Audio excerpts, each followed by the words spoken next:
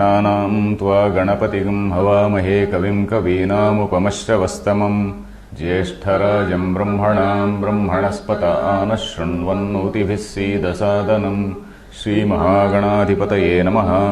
गुरुर्ब्रह्मा गुरुर्विष्णुः गुरुर्देवो महेश्वरः गुरुः साक्षात् परं ब्रह्म तस्मै श्रीगुरवे नमः। सदाशिवसमारम्भां शङ्कराचार्यमध्यमाम् अस्मदाचार्यपर्यन्तां वन्दे गुरुपरम्पराम्। Om.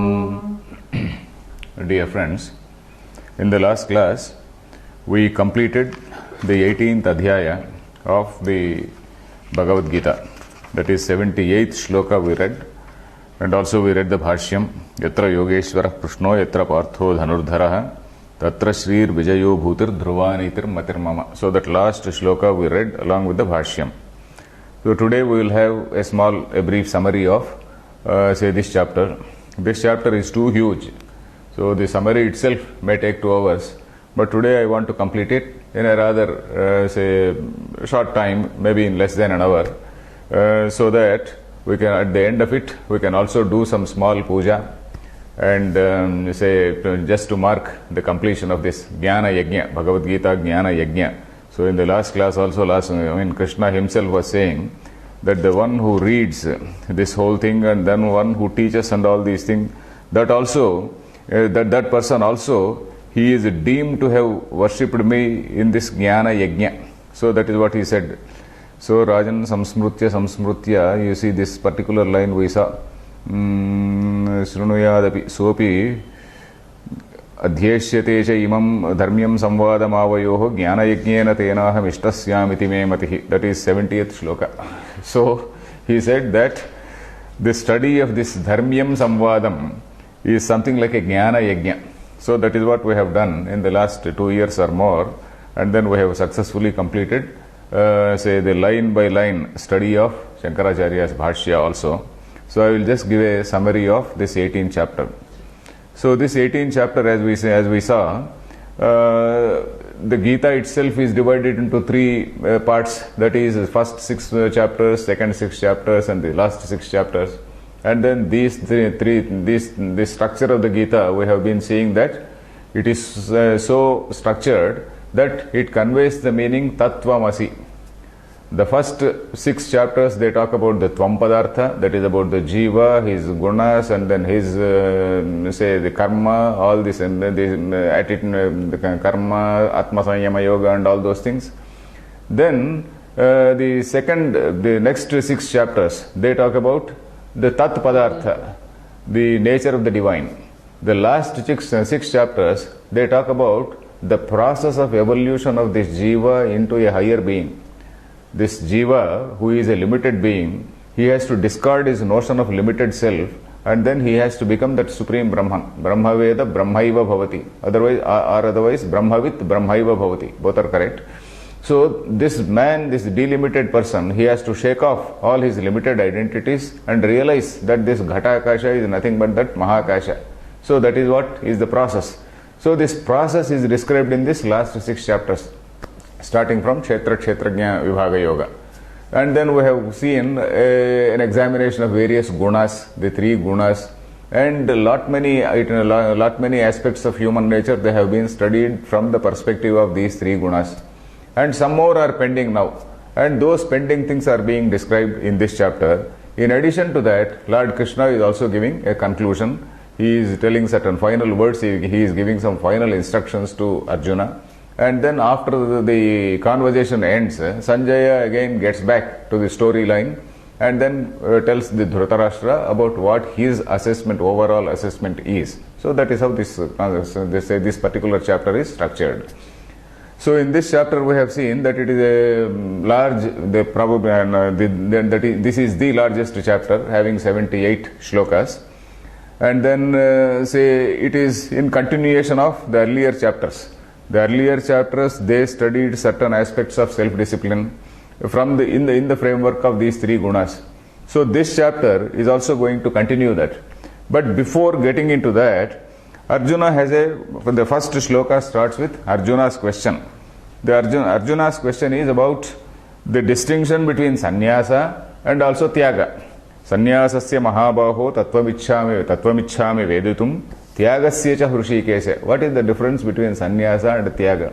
Because these two words have been used in different contexts by Lord Krishna, and there, depending on the context, there is a slight change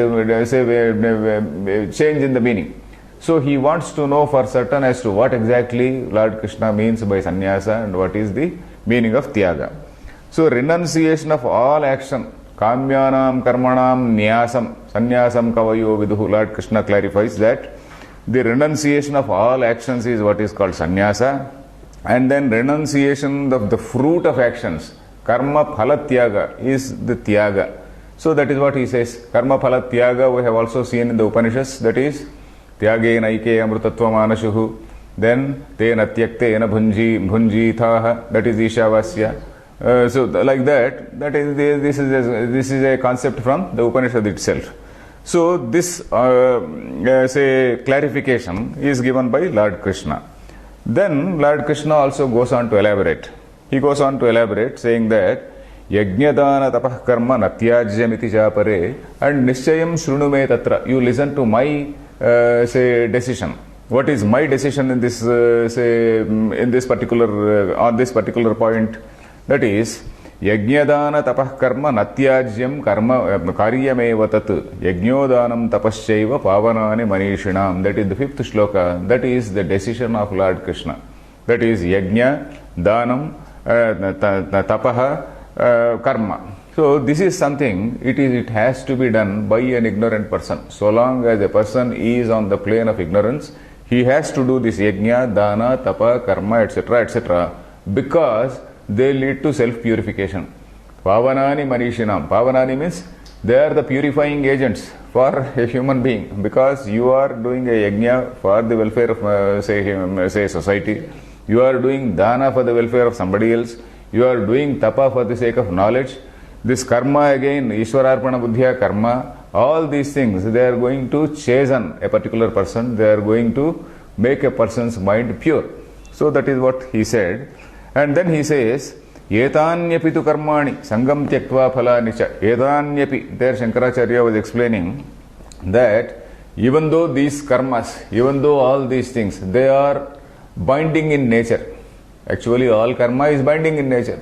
So, etanyapi tu karmani, even though these things, all these things are binding in nature, in the case of a phalarthi, somebody who is seeking the fruit of it. But when you do not seek the fruit, then they are not binding in nature. So that is what he says, kartavyani ti me partha, nishchitam matamuttamam. The proper way is to perform them with this attitude. Kartavyani, this is my kartavya, this is the duty assigned to me as an order from the Lord. So with that Ishwararpana buddhi, a person has to continue that. So that is what he says. And then when we come to this 11th shloka, he talks about, not 11th shloka, 7th shloka, the very 7th shloka, niyatasya tu sannyasah karmano nopapadyate. This nitya karma is something which cannot be given up.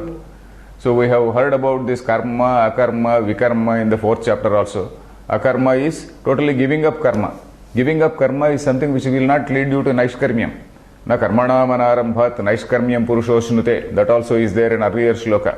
So this giving up, simple giving up of any karma does not lead to moksha.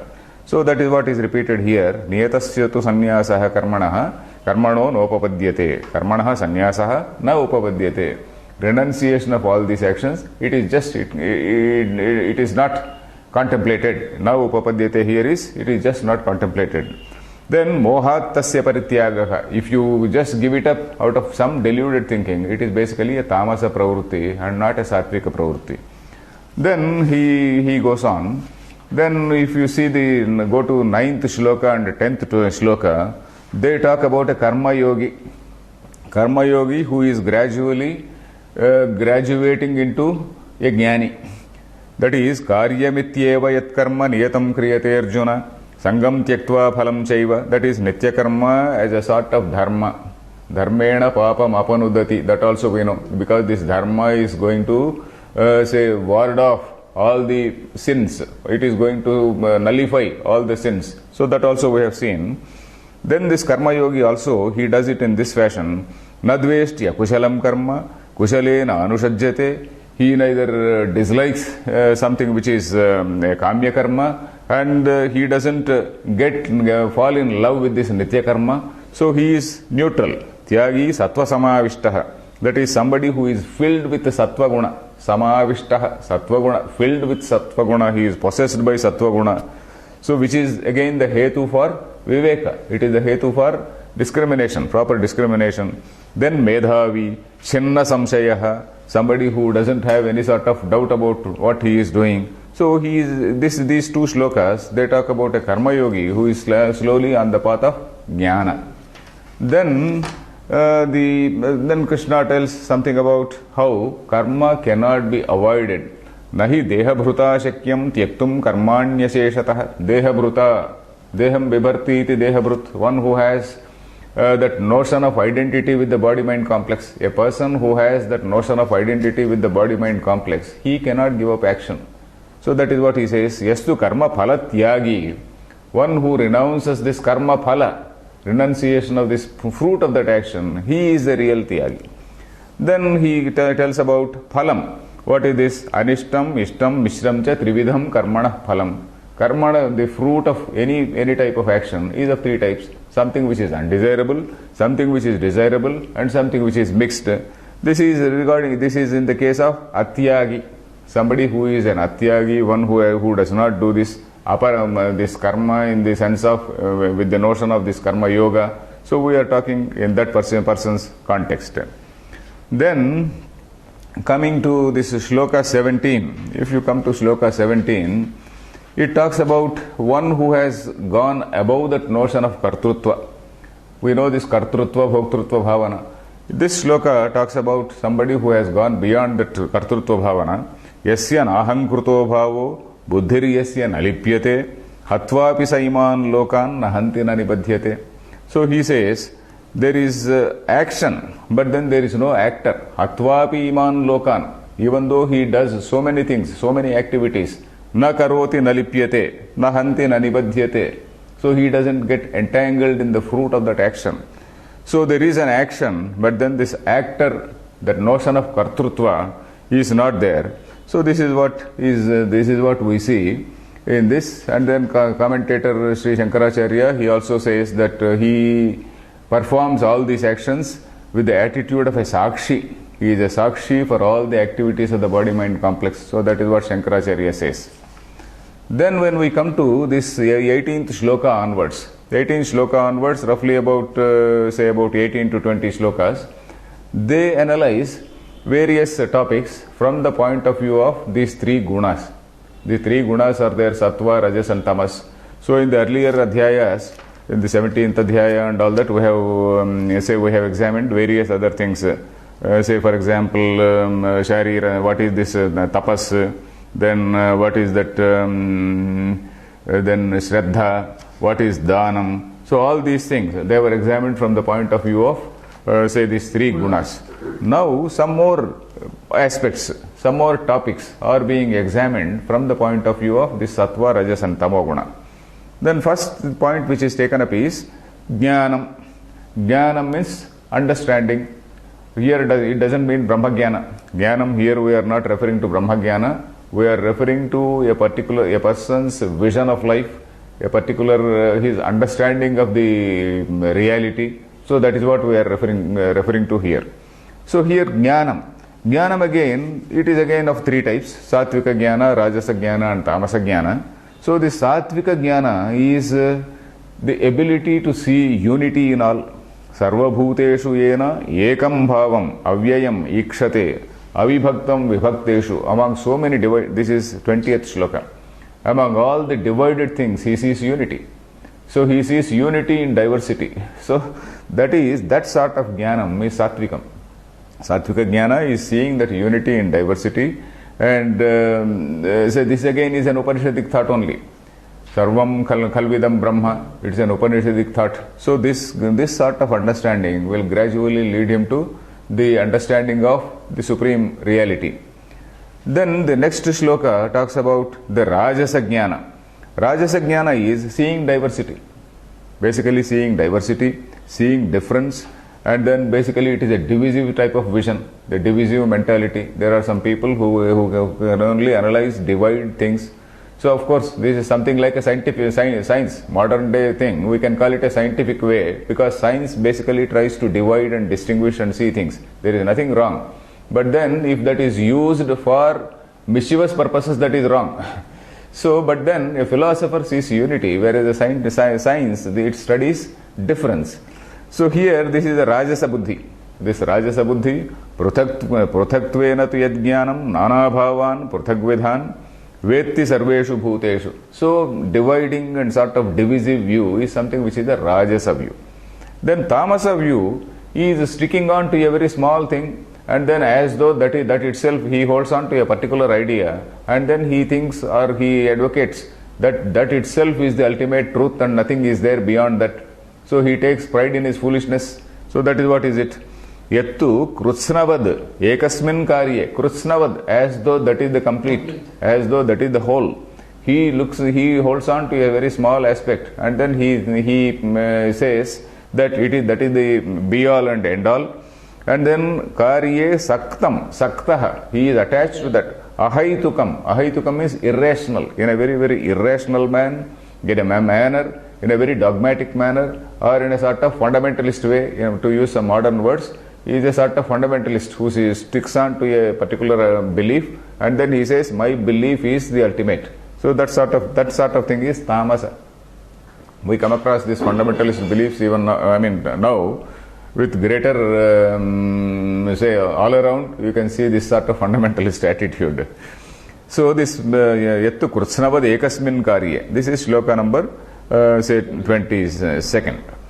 Then Krishna comes to examine what is karma. Karma again in the framework of these three gunas. Karma analysis, sattvika karma. Sattvika karma is karma yoga. Karma yoga again is not for a jnani. Karma yoga again is for an anatmavit, anatmagya only. Anatmavit only, who is still at the level of ajnana only, he does karma. And then while performing karma, he performs in such a way that he doesn't get the fruit of the action, he doesn't get affected by the fruit of that action. Karma phala sanyoga is avoided. So that is what is mentioned here. Niyatam sangarahitam aragadveshatah krutam. This shloka number 23.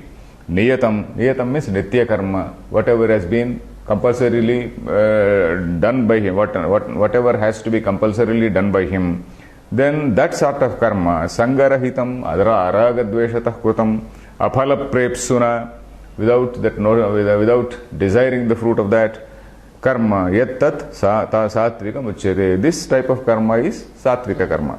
Then Rajasa karma is where there is this kamepsa. Kamepsa means desire is very much there.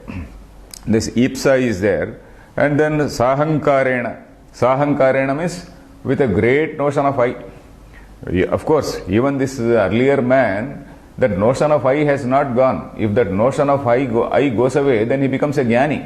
But then that is a subordinate thing. That notion of I is subordinated to the idea that I am doing as an order from the Lord. I am doing it with an Ishwararpana buddhi. So that I am doing it with an Ishwararpana buddhi is there.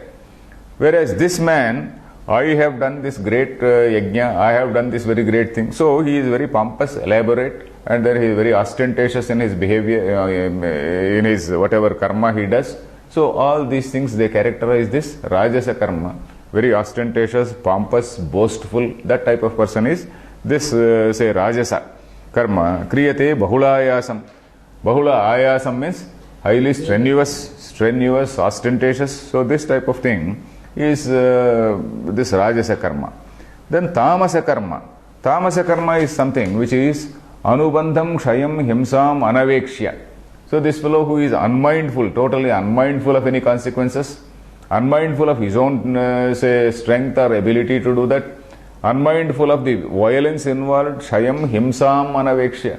Unmindful of the violence involved, he doesn't bother for the violence and all that. So, moha darabhyate karma, and out of sheer deluded thinking he starts something. So that sort of karma is tamasam. Then later Krishna goes on to examine karta. Karta means the doer. What are the characteristics of the doer? That again in the framework of the three gunas. So then Satvika Karta. Satvika Karta is naturally a karma yogi. Somebody who has been doing karma yoga is karma yogi. That karma yogi, how is it described? Mukta Sangaha, Anahamvadi. Anahamvadi does not mean that he has gone over this notion of I. He doesn't talk about himself. He doesn't brag about himself. Anahamvadi.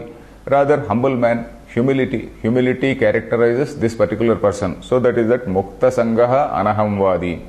Dhrutyutsaha Samanvitaha. But at the same time, though he looks mild, he performs his actions with all determination, with all great clarity of mind. Dhruti Utsaha. Dhruti means determination. Utsaha, that is Udyama, enterprise, with great enthusiasm. He performs all that action. He may not say, I have done this, but then he performs with a great amount of interest, with all dedication, sense of dedication and shraddha, and with all enthusiasm. Then Siddhya Siddhyor Nirvikaraha. He is Nirvikara. He doesn't get perturbed either by the Siddhi or by the Asiddhi. Then that sort of Karta is Satvika Karta. He is basically a karma yogi. Then contrast to that is this Ragi, Karma Phala Prepsuhu. We are coming to Rajasa Karta. Ragi, one who is attached, and one who has desire for this fruit of that action. Lubdhaha, one who is very greedy and then who was very, very possessive about it. Then Himsatmakaha, he doesn't mind using violence to achieve his means, his goals. Then Ashuchi, he lacks integrity. Ashuchi means lacking integrity. Then Harsha Shokanvitah Karta. So he feels, he gets rejoiced when he achieves it, and he becomes highly pensive and despondent when he fails to achieve a thing. So that sort of Karta is Rajasa. Then this Tamasa is the third category.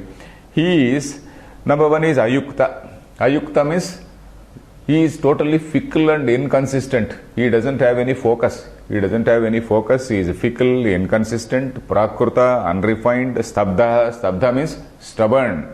He sticks on to one particular idea and says, Krutsnavad ekasmin karye saktam. So that is what again is characterized here. Stabdha. Stabdha is stubborn. He sticks on to a particular thing and then he says nothing beyond this. Shathaha. Shatha means cunning. Then Naishkrutikaha, harming somebody else's work. Not only does he not do properly, but he also harms, he spoils somebody else's work. And then Vishadi, always gets depressed. Then Dirghasutri, he also procrastinates. So all these are characteristics of a Tamasa Karta.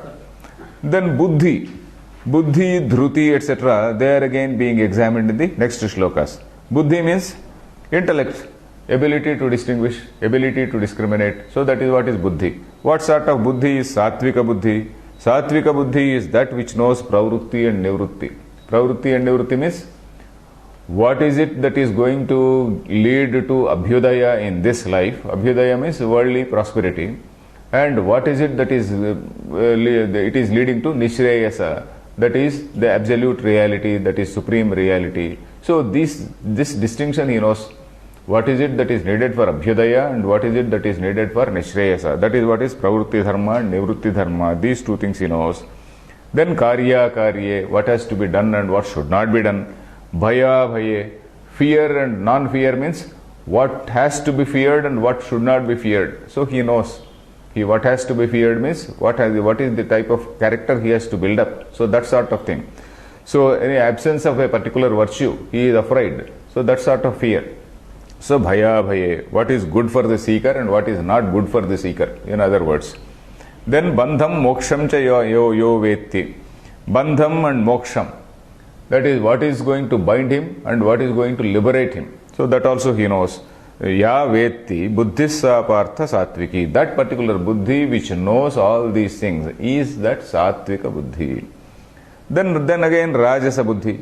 Rajasa buddhi is something, dharmam, adharmam, karyam, akaryam and all these things. He looks at them from his personal point of view. Ayatavad vijanati. Because he is very committed to karma phala. He is very much greedy about that karma phala. So ayathavat means not as they are. Yathavat means as it is. Ayathavat means not as it is. So here dharmam, adharmam, he knows all those things not as they are, but from his own personal prejudice and with his own personal, from his own personal perspective, he sees. And then that sort of buddhi is rajasi. Then the tamasa buddhi is adharmam dharmamiti yamanyate. That is, he sees that whatever is adharma, he looks at it as dharma. That is, fair is foul and foul is fair. There is a line from Shakespeare. It is something like that. Whatever is fair, for this man it is foul. And whatever is foul, it is fair. So it is like that. So the totally contrary value system. His value system is totally distorted. Then sarvarthan viparitanscha. Viparitam is totally contrary. That sort of buddhi is tamasi. Then we come to this dhruti. Dhruti means determination, resolution. And this sort of buddhi, what is this sattvika buddhi? Dhruti is again a chitta vritti. Intellect is the ability to analyze. Dhruti is that particular chitta vritti which is that firmness and resoluteness. So that sort of thing is dhruti. Then dhrutyayaya dharayate manah pranendriya kriyaha.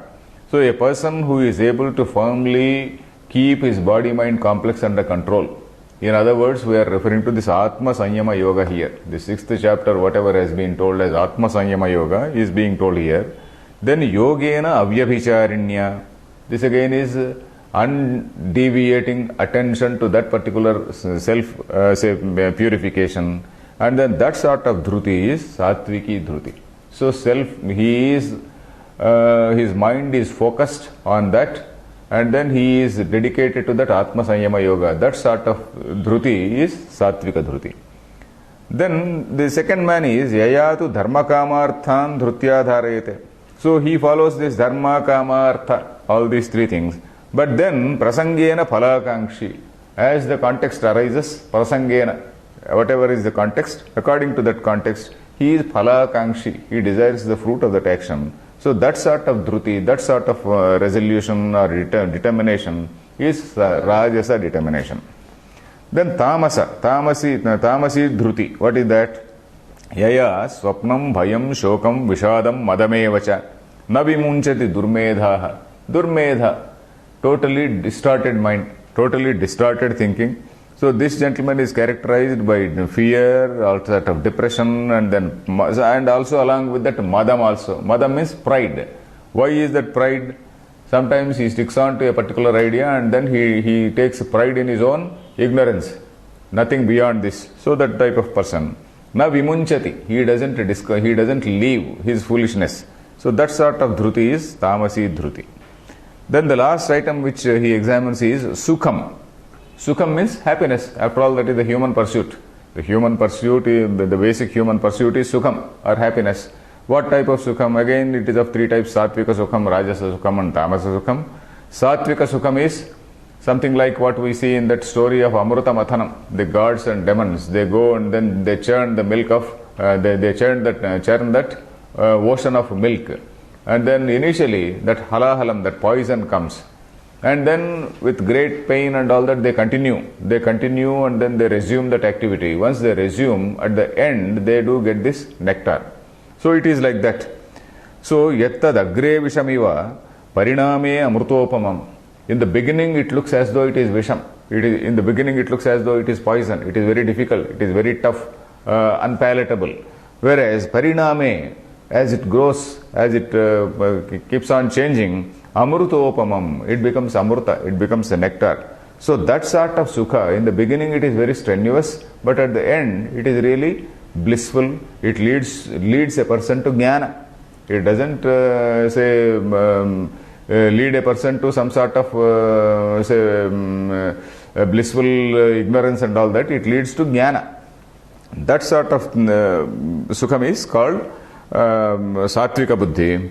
And he also says atma buddhi prasadajam. Atma buddhi, that is atma vishaya buddhi. Shankaracharya says atma vishayava, atma alambanava. That is, atma buddhi is realization of the knowledge of self. Either you can take it in that way, or atma alambanava. You are focused on that particular knowledge. You have not yet realized, but you are focusing on that. One is a realization, another is a focus in the path. So one is a seeker and one is a realized person. So you can mean both the things. So that sort of buddhi is sattvika buddhi. Then rajasa buddhi is say pleasure which is arising from external objects. That is vishayendriya sanyogat. Vishaya indriya sanyogat. Vishaya means an object. Indriya or senses. Vishayendriya sanyoga. That is pleasure which is derived from the experience of sensual objects. So all those things, agre sukhamiva, agre amrutopamam. In the beginning it looks so great, and then pariname vishamiva. At the end, it is something which is very, very painful. So that sort of sukham is rajasa sukha. Then tamasa sukha. Tamasa sukha is all through it looks as though it is very happy. But then in reality, in the beginning also it is the dukkham, and towards the end also it is dukkham. All through it is dukkham only. But it looks as though it is sukham. That is because of his deluded thinking. Yad agrecha anubandhecha sukham mohanamatmana. That which deludes.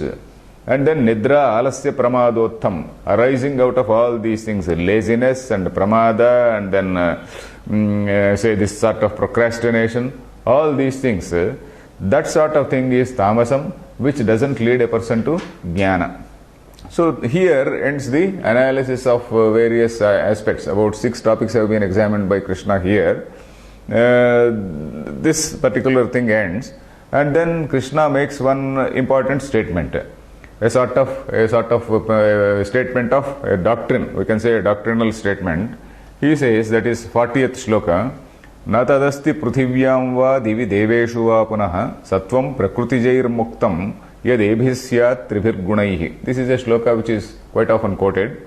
That is, either in the Devaloka or among gods or in this Bhuloka or anywhere, there is nothing which is beyond these 3 gunas. There is nothing which is not a composite of these 3 gunas. There is nothing which is not constituted by these 3 gunas. So this is an important sort of policy statement which Sri Krishna makes. That is, the 3 gunas are the constituents of that Maya. And these 3 gunas only are responsible for the evolution of the physical body, and also for the mind, for everything that which is seen, and for all things which are manifesting. These 3 gunas are responsible. So that is in other words, that is what he is saying. There is nothing in the whole creation which is not say characterized by these 3 gunas, or which is not constituted by these 3 gunas. Then he incidentally mentions immediately after these 3 gunas, whenever the topic of guna comes, then naturally these gunas, how they generally apply to human character, that also we have to see. When all these gunas, these 3 gunas, they combine in different say permutations and combinations, and then produce different personality types. And what are these personality types?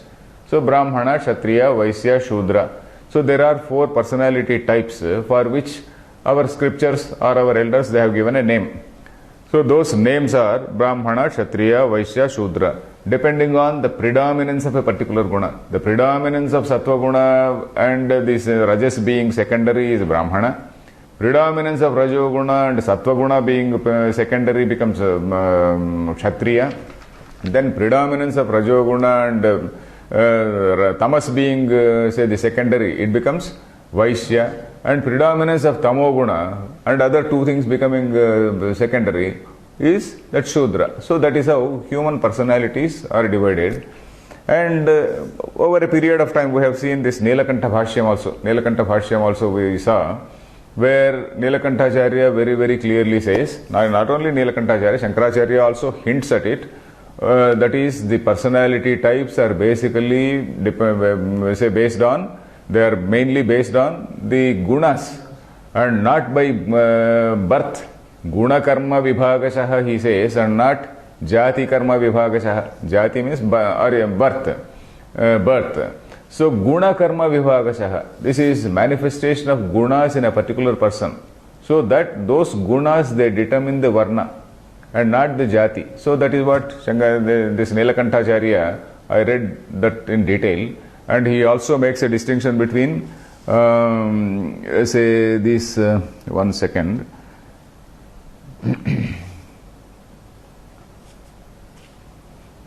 He also makes a distinction between this Varna Dharma and Jati Dharma. This Nilakantacharya makes a distinction between Varna Dharma and Jati Dharma.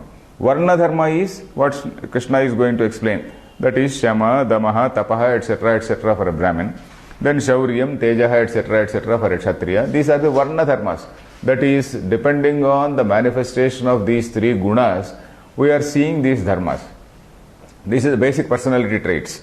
But then, Jati Dharma is something which is given in Dharma Shastras.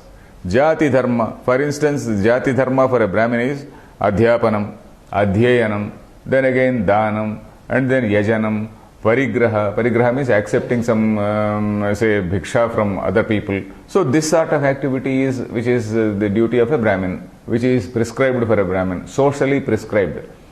You see, what is the basic, character of a person is something relating to guna. And what is socially prescribed is something which is called a Jati Dharma. Varna Dharma is something different, Jati Dharma is something different. So this Jati Dharma, for example, a king, the Jati Dharma is Praja Rakshanam. So that is Prajanam Rakshanam, protecting the people. So that and going to war if in case of need. So all these things are duties of a Kshatriya. So like that, Jati Dharmas are different from Varna Dharmas. So once we see the Varna Dharma, you see, here he says, Brahmana Kshatriya Visham Shudranancha Parantapa Karmani Pravibhaktani Swabhava Prabhavair Gunaihi. This Swabhava is an important word. Swabhava, Shankaracharya gives three meanings there. Swabhava refers either to Maya, that is Prakruti. Number two is manifestation of samskaras. How exactly, what type of samskaras are manifest in a person. Then manifestation of gunas. So all the three, either or, he says yadva. So in any sense we can take, but there is not much difference in these three things. So basic point which Shankaracharya also says is that this manifestation of guna in another form, it manifests as a samskara only, isn't it? So that way, he says, this manifestation of various gunas, they do define these four types of people. And he says, for Brahmana, what are the duty, what is the type? Shamo damas tapas shaucham kshantir arjavam evacha jnanam vijnanam astikyam. So pursuit of knowledge, then Shama, Dama, all these things, and then Tapaha, Shaucham, integrity, that is intellectual honesty and all that. So all these things, Kshantihi, say Shanti means Shama Gunam, that is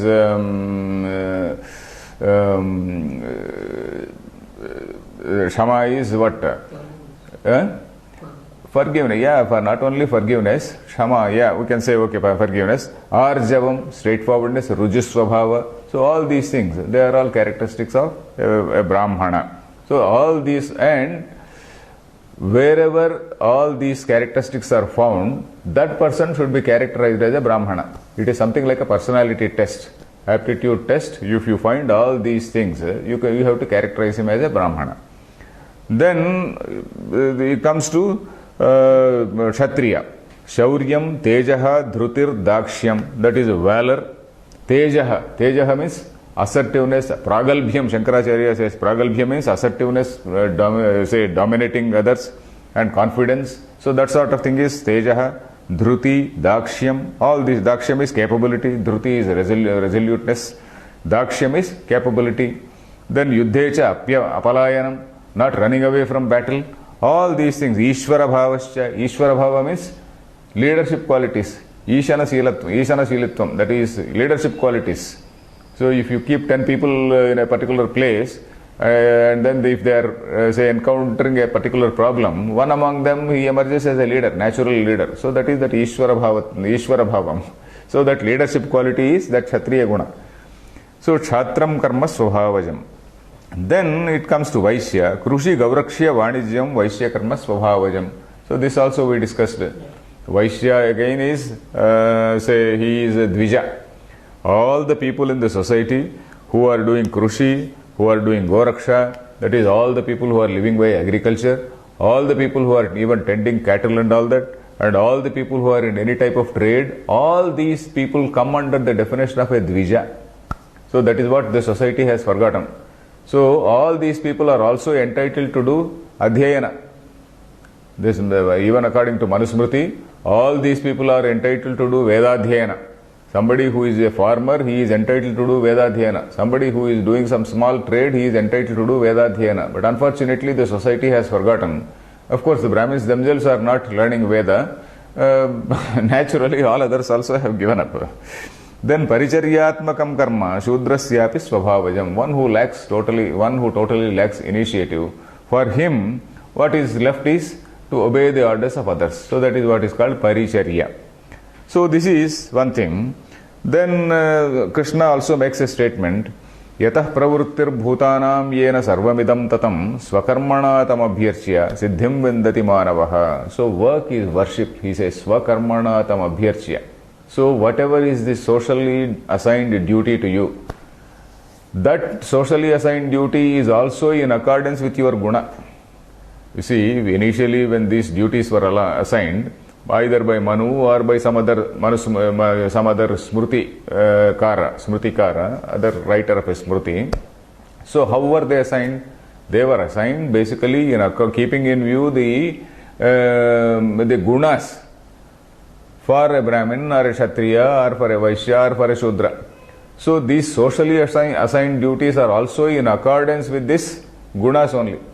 So by performing these socially assigned tasks, swakarmana tam abhyarchya, by worshipping the Creator, yatah pravrittir bhutanam yena sarvamidam tatam, we are referring to the Creator, Ishvara, at the level of Ishvara, that Mayavachinnam Chaitanyam, from which all these things have emerged.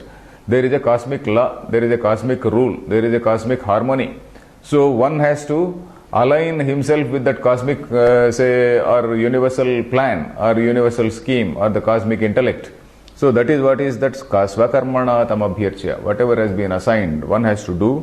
And by that, siddhim vindati manavaha. Siddhi means jnana lakshana yogyata siddhi, he says, Shankaracharya said, jnana nishtha yogyata lakshana siddhi. That is, he becomes eligible. Is the time over? Is there still time? Jnana nishtha yogyata lakshana. So he becomes eligible because his mind gets pure. Because by performing whatever has been the socially assigned task, that person, he attains purity of mind, and that purity of mind is what makes him eligible to the next level, that is jnana nishtha. Then Shankaracharya, Krishna also says, Shreyan Swadharmo Vigunaha Paradharmat Swanushthitat. This line was also there in the third adhyaya. Third adhyaya also the same line was there. Shreyan Swadharmo Vigunaha Paradharmat Swanushthitat. It was there.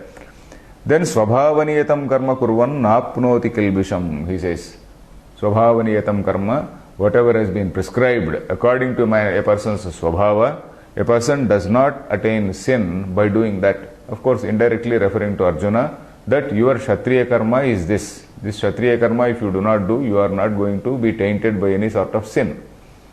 Then the subject slightly changes. Asakta buddhis sarvatra. This is shloka number 49. Then when we come to shloka number 49, then 48 also we can see.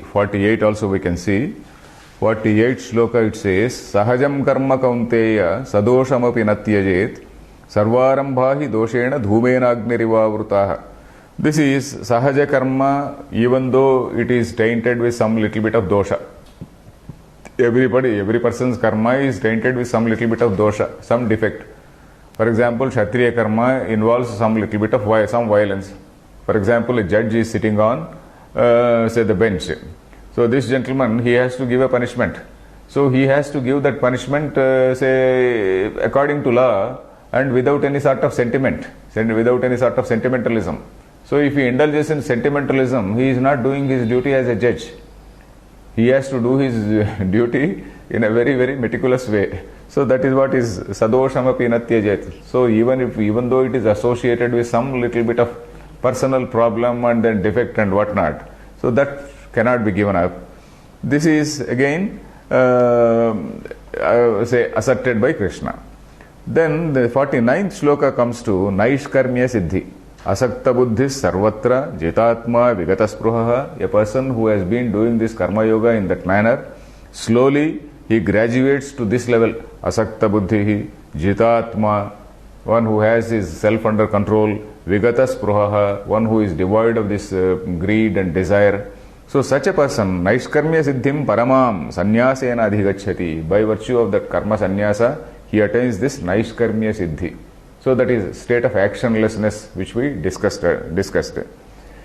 Shankaracharya uses the word Nishkriya Brahmatma Sambodhat Nirgatani Karmani. That is, by realization of this unity of the self with Brahman. By realization of this unity of self with Brahman, Nirgatani Karmani, all his actions, they have disappeared. So that is what Shankaracharya says. Then Siddhim Prapto Yatha Brahma Tathapnoti Nibodhame. Then Jnana Marga. Then the next few shlokas, they talk about Jnani. That is shloka number 50 to 56. They talk about a Jnani. But then Bhakti is invariably emphasized. There, no doubt we are talking about Jnani. But then Siddhim Praptaha, one who has attained this Jnana Nishtha Yogyata Lakshana Siddhi, one who has attained that particular level, that will fructify only when it is associated with Bhakti. So that is what he says. Then Buddhya Vishuddhaya Yuktaha Dhrutyatmanam Niyamyacha. So all these things, it is a preliminary stage. And then Vivikta Sevi Laghvashi. Some more conditions are there. That is, a person, he should like solitude. And then Laghvashi, he should not be a glutton. Yata Vakkayamanasaha, one who controls, one who has this Trikarana Shuddhi, the body, mind and speech. Then Dhyana Yoga Paraha, one who is in that Nididhyasana. So Nityam Vairagyam Samupashritaha. All these are not Grihastha, they are not Grihastha dharmas, they are all sannyas dharmas only. So, and then Bahankaram, Balam, Darpam, all these things, Vimuchya, Nirmamaha, Shantaha. So all these are preliminary stages of Nididhyasana. And then Lord Krishna, in this particular shloka, that is 54th shloka, coming to 54, Brahmabhuta Prasannatma Na Shochati Nakangshati Samas Sarveshu Bhuteshu Madbhaktim Labhate Param. So Param Madbhaktim Labhate. He attains my bhakti, he says. When you have gone through this state of Nididhyasana for a long period of time, Brahmabhutaha means, here we are not talking about the final culmination. We are still talking about the process of Brahmabhuta. That is why one commentator has given an explanation. Guru Shastradina Parokshena Brahmavit, he says. Guru has taught something, Shastra has taught the same thing, and then with that Paroksha Jnani. So that here Brahmabhutaha does not refer to the fully realized person. It talks about a Paroksha Jnani who has that theoretical understanding of what is Brahman, and then who is still in the process, of becoming Brahman. So for him, who is again Nashochati Nakangshati, one who has got over that Shoka and Moha, then Nakangshati, he does not have any sense of inadequacy in him. Then Samaha Sarveshu Bhuteshu, he is equal to all beings. So such a person, Madbhaktim Labhate. So he attains my bhakti. What is bhakti? Shankaracharya again says Jnana Lakshanam Bhaktim. That is, he attains that realization that he is not different from me. So Madbhaktim Labhate Param. Then the next shloka again says, again he talks about bhakti only. Bhaktya mam abhijanati yavan yaschasmi tatvatah. Bhaktya, that is again Jnana Lakshanaya Bhaktya. By bhakti which is characterized by Jnana. So by that he realizes me, yavan yaschasmi. That is Upadhi Sahita and also Upadhi Rahita. He understands at both levels, Upadhi Sahita and also Upadhi Rahita.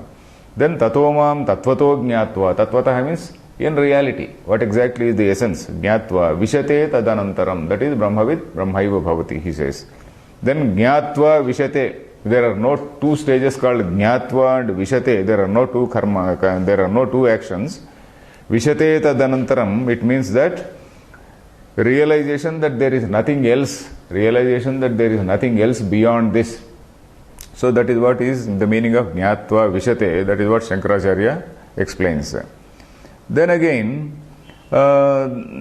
we come to 56th shloka. 56th shloka again refers to Jnani karma.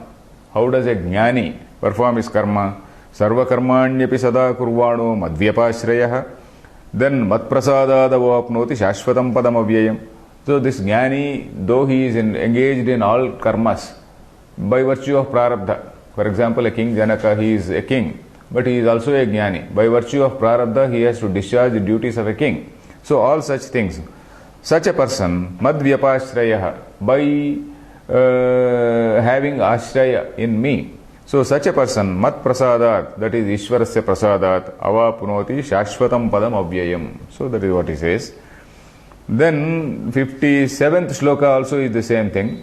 That is an instruction to Arjuna. It is an instruction to Arjuna. Chetasa sarvakarmani maisanyasya matparaha buddhiyogam upashritya machittaha satatam bhava. Bhava means you be. It is an address to Arjuna. So Chetasa, by Viveka Buddhya, by this sense of discrimination, Sarva Karmani Maisanyasya, having surrendered all these actions in me, Buddhi Yoga Upashritya, by having this knowledge about your own self, Machittaha Satatam Bhava. Then he says, then he comes to a little bit of tough talk. That is, as I said, one commentator, Shankarananda, uses the words Nayena Bhayena. So that is, Lord Krishna is explaining to him. And then he also says, do not think that you can do. Yad ahankaram ashritya nayotsyeti manyase. So that is what he says. 58th and 59th shlokas, they talk about this ahankara. If you think that you are something which is, you can yourself take a decision, it cannot happen because you are so constituted. Your nature is so, it is constituted in a particular way. Your nature will compel you. Your nature itself will force you to go and fight. So that is what he says. That is, athachetvam ahankaran nashroshyasi vinanshyasi.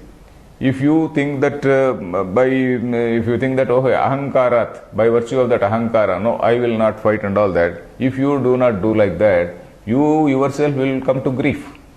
Then yad ahankaram ashritya nayotsyeti manyase. If you think that okay, I will not fight, etc. Mithyaisha vyavasayaste, that particular decision of yours is something which is fruitless, which is something which is futile, mithya. Vyavasaya means nischaya. All your decision is something which is a futile decision. Prakrutihi tvam niyokshyati. Prakriti is going to direct you. Niyokshyati means niyoga. Niyoga means directing a person. Niyokshyati.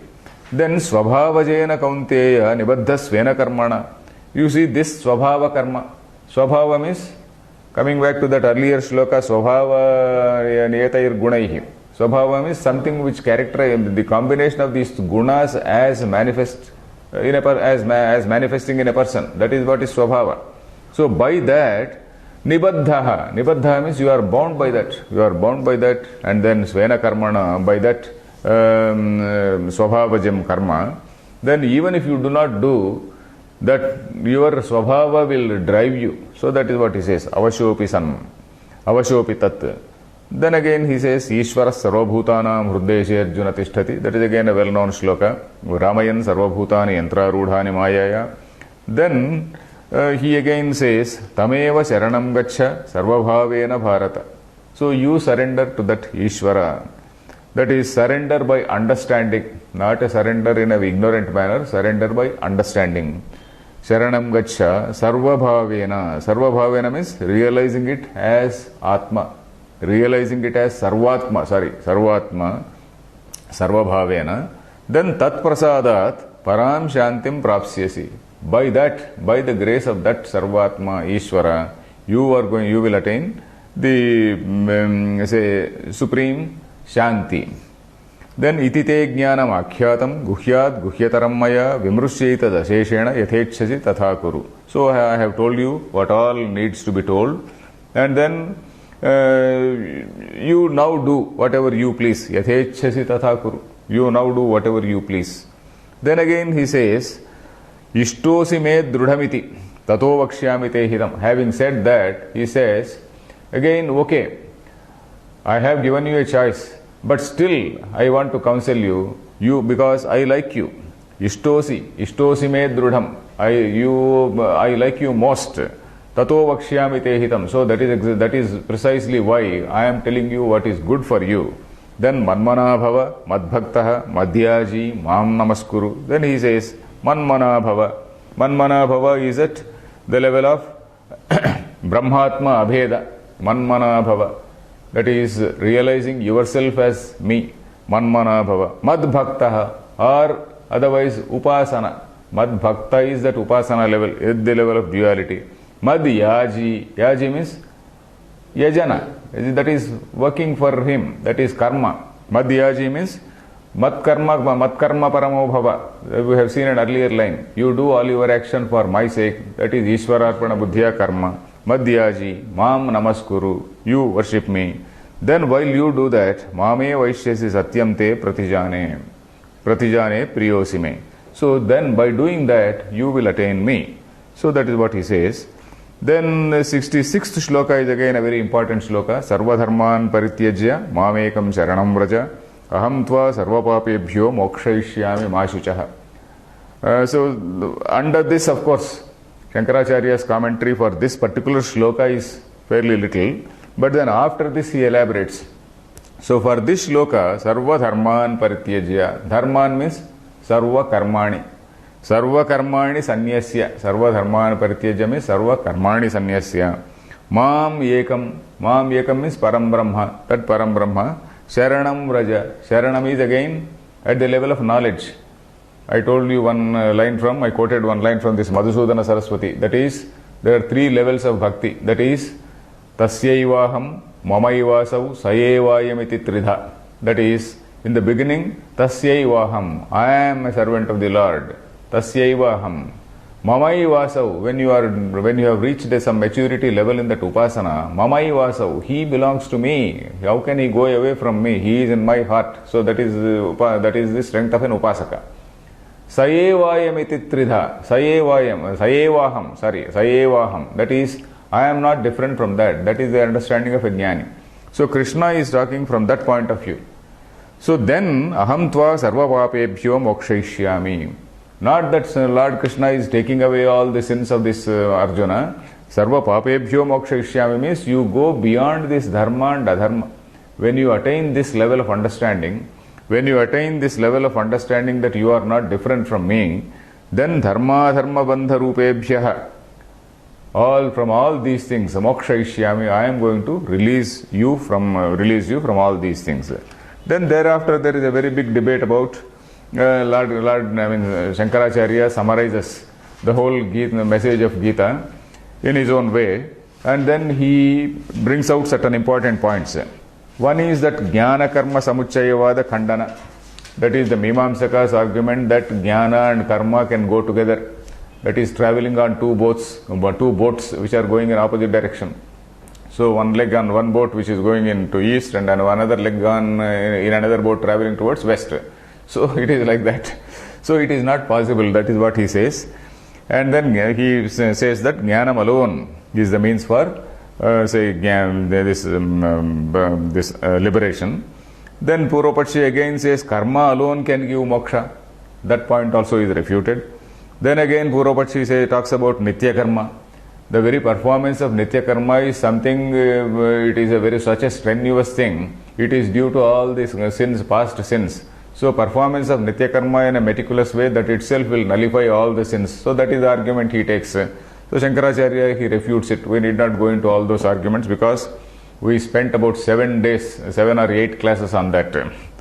Then Jnanapat and Karma Yoga, Shankaracharya says, this Jnanapat and also Karma Yoga, they are for two different levels of people. Then all karma is due to avidya. And avidya and karma kanda, they go together, because a person who performs karma is at the level of avidya. Then lastly, the Sankhya concept also is taken into account. That is, Purusha Sannidhi Matrena Kartrutvam. by mere presence he can, with that Kartrutva can be attributed to him.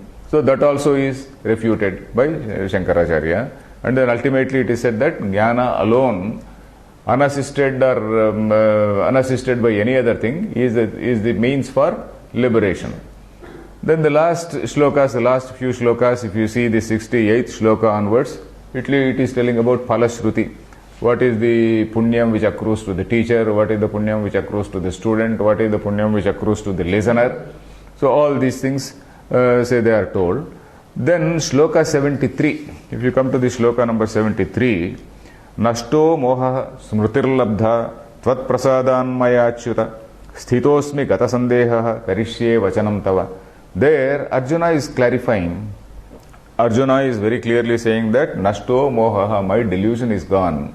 And smrutirlabdha, I have realized myself. And then all the commentators here have pointed out that Arjuna has become a jnani. Arjuna, that is, he is talking from the level of a jnani. So, smrutirlabdha, atma vishaya smrutihi, that is what Shankaracharya says. Then, tvat prasadan mayachyuta, now karishye vachanam tava. That is, though for a jnani there is no action, this action is really actionlessness. Karishye vachanam tava literally means, this, though he is appearing to be engaged in war and all that, it is really actionlessness because he has reached that particular level of awareness. So that is what we have seen. And at the end, say Sanjaya gets back to the storyline, and then he says, Yatra Yogeshwara Krishno, Yatra Partho Dhanurdharaha. This is my assessment, where this Brahma and Kshatra, when these two things are together, then certainly that is where Tatra Shrihi Vijayaha Bhutihi Dhruva Nitir Matirmama.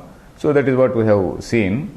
And at the end of all this, we have to see that this Gita, the very word Gita is something where these three things are told. That is about Jiva, Jagat and Brahma. These three things are told. And any exalted teaching where these three things are told, and any exalted teaching where this, Brahma Atma Bhava, that is, Brahma is not, this Atma is not different from Brahman. When that sort of teaching is given, that is called an exalted teaching, and that is what is Gita. And then we have seen that, say here of course the context is different, but in different contexts, the same message is given by different people. Lord Krishna himself tells Arjuna at a later time, Ashwamedha Parva, again he gives the same message to Arjuna. Then again Sanat Kumara, Saint Sanat Kumara, he comes and gives the same message to Dhritarashtra. So in Mahabharata itself there are three places where the similar content, similar message is there. In fact, they are slightly larger passages. And if you see Bhagavatam also there is what is called Shruti Gita, there is what is called Uddhava Gita, Krishna's teaching to Uddhava. The context is different there. So here again context is different. In this particular context it is addressed to Arjuna, where Arjuna is supposed to have a clear understanding of his own self, and then his, a comprehensive vision of what is the reality, and then he has to get into action. So that we should not forget. It is not as though Krishna is driving Arjuna to war. That is not the point. Krishna is not driving Arjuna for the war. Krishna is only giving a larger picture. The same content is there. You take Kathopanishad, you take some other Upanishad, or you take any other Gita, Ashtavakra Gita or some other Gita, the same content is there. So that is what we have to see. And then the whole exercise of Gita is for self-purification, that is evolution from a lower self, that is delimited self, to that unlimited self. That unlimited self is that Supreme Brahman. So realizing that by just discarding all the notions of limitations and then evolving into that level of Brahman is the ultimate message of that Gita. So that is how we can end this class. And we have come to an end of our 2 years and a few months, with some small gaps in between. So we have completely studied the Bhashyam line to line. So with that feeling, let us now do a small prayer. So now we'll say Om Shri Krishnarpanamastu, Harihi Om Tatsat, Shri Om Shri Krishnarpanamastu. We'll do a small prayer now. Now we will start a small puja. to conclude this Jnana Yajna which we have been doing in the last 2.5 years. Sri Harikiran is present here, who is the main person who has been supporting this Advaita Academy. And then with the facility which has been created by him, it is with that facility that we have been able to have the classes. Mr. Srinivas, he has been the person whose voice probably you were also listening. When I was reading out each and every line, this gentleman was repeating. So he is my only student. So this gentleman is also present here. Sri Harikiran is here. I request Sri Harikiran to light the lamp. Thereafter, I will recite the Shanti Mantra of all the 4 Vedas, because Bhagavad Gita is the summary of all the Upanishads we know. Sarvo Upanishado Gavo we know. So we will read out the Shanti Mantras of all the 4 Vedas, and thereafter we will give a Harati, and then we will conclude the puja. It is a Laghu Puja.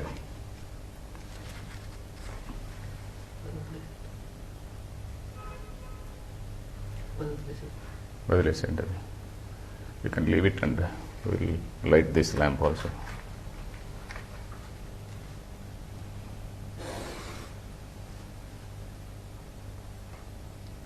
You please light one lamp.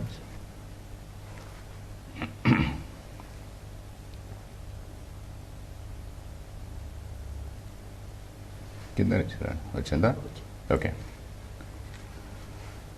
Let's go. So friends, this is the book which I was teaching. This is printed by the Chaukamba publishers. This is called Bhagavad Gita Ashta Tikopeta. There are 8 tikas in that. That is starting with Shankaracharya Bhashyam, Anandagiri Bhashyam, Elakantha Vyakhya, Madhusudana Vyakhya, Bhashyotkarsha Deepika, Madhusudana, then Abhinava Gupta Tika, Sridhariya Tika. So it is like that. It is having about 8 tikas. And then this is a book which Srinivas has been reading. This is in Telugu. So these books we have been teaching. And now I will I will say the Shanti Patha of all the 4 Vedas. First of all, the Krishna Yajurveda Shanti Patha. Atha Krishna Yajurveda Shanti Patha.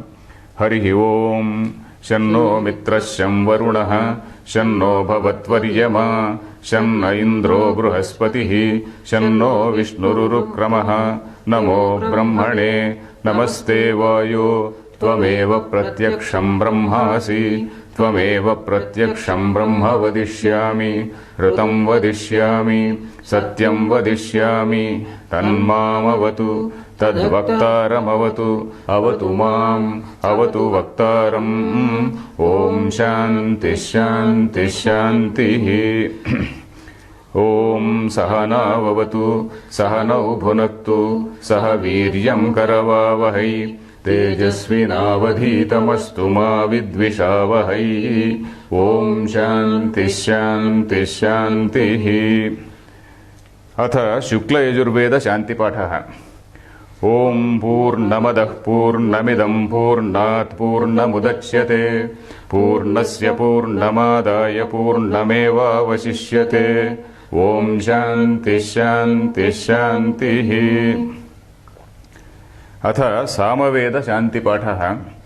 Om Apyayantu Mamangani Vakpanischakshushrotramatho Balamindriyani Cha Sarvani. Sarvam Brahma Upanishadam. Maham Brahma Nirakuryam. Mama Brahma Nirakarod. Anirakaranamastva Nirakaranam Mestu. Tadatmani Nirateya Upanishatsu Dharmaste Mai Santu Te Mai Santu. Om Shanti Shanti Shanti. Atha Rigvediya Shanti Patha. Om Vang me manasi pratisthita. Mano me vachi pratishthitam.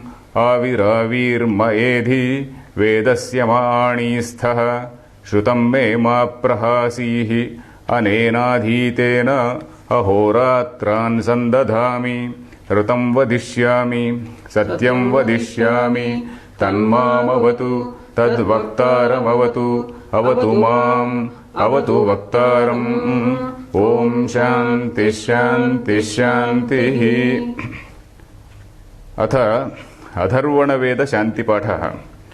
ॐ भद्रं कर्णेभिः शृणुयाम देवाः भद्रं पश्येमाक्षभिर्यजत्राः स्थिरैरङ्गैस्तुष्टुवागुंसस्तनूभिः व्यशेम देवहितं यदायुः स्वस्ति न इन्द्रो वृद्धश्रवाः स्वस्ति नः पूषा विश्ववेदाः स्वस्ति नस्तार्क्ष्यो अरिष्टनेमिः स्वस्ति नो बृहस्पतिर्दधातु ॐ शान्तिः शान्तिः शान्तिः.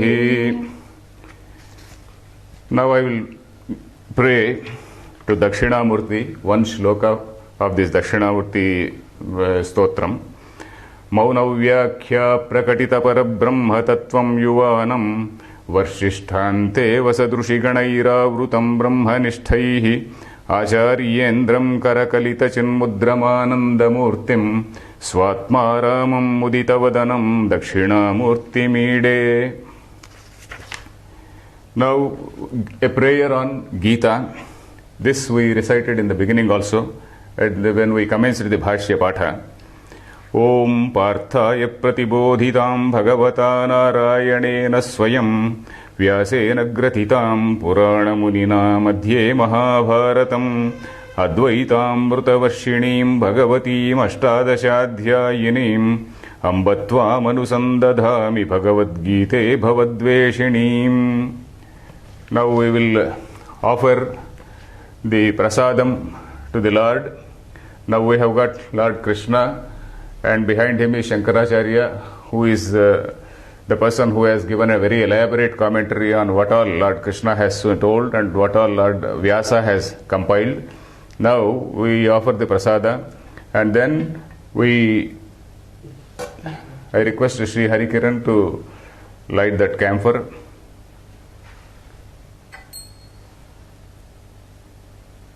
धूपम आघ्रापयामि.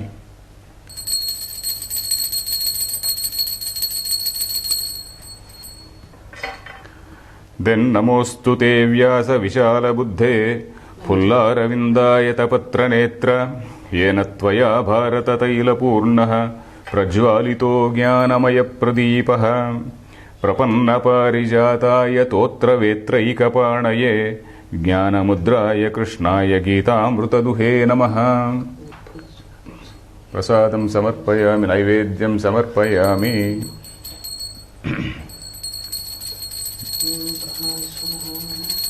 अपानाय स्वाहा, व्यानाय स्वाहा, समानाय स्वाहा, उदानाय स्वाहा, ओम ब्रह्मणे स्वाहा. Okay. Now let us do the harati. Please do the harati. I will recite this shloka. Please do the harati for that.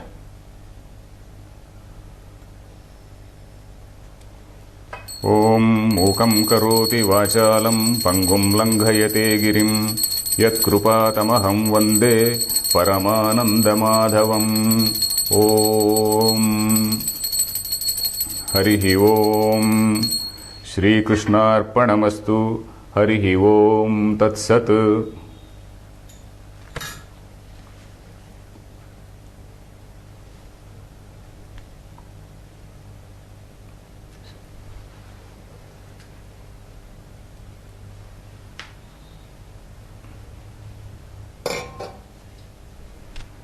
Now let us all pray that what all we have learnt in the last 2.5 years, let it properly be understood by us.